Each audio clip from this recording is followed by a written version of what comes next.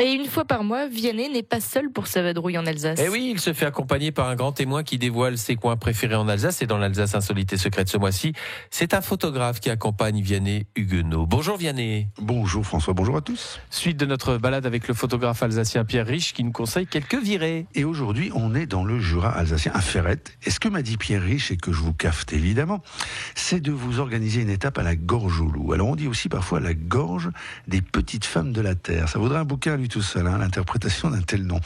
Voilà ce que Pierre Rich vous conseille. Au départ du château qui domine la ville, descendez vers la gorge au loup par un petit sentier dans la forêt. Suivez le fléchage qui vous indique grotte des nains. Et là, deux grandes falaises de 15 mètres de haut environ se font face. Et puis avancez dans le corridor étroit qui les sépare. Et plus loin, vous allez trouver la grotte des nains. Alors Pierre Rich m'a fait remarquer qu'on ne pouvait absolument pas la louper parce qu'il y a écrit en gros, avec une bombe de peinture bleue, grotte des nains, avec une grosse flèche aussi en peinture bleue.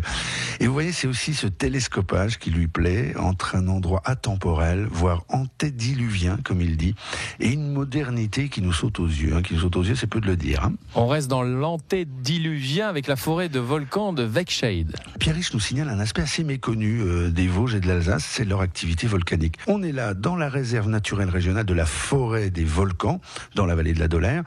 Alors il nous indique qu'il y a 350 millions d'années, un volcan était en éruption ici. Alors je résume, mais tout ça a donné un relief très accidenté, ce qui ne déplaît pas du tout à notre guide du jour. Ça lui offre des marches spectaculaires et fatigantes, où le sommet est une vraie récompense.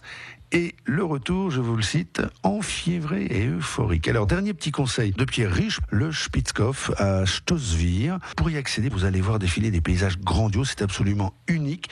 Voilà ce qu'il m'a dit. Je me croirais entrer dans une estampe du peintre Hokusai. L'Alsace est vraiment magique, il n'y a pas à dire. Absolument. Tout ça, vous le retrouvez dans son livre de Pierre Rich, Croisée de monde, roches et ouvrages du Grand Est, aux éditions du Cygne. Et ses œuvres, en ce moment, sont au parc de Vesserlin dans le cadre de l'opération L'Art au Jardin. Merci Vianney. Mais de rien, belle journée à tous.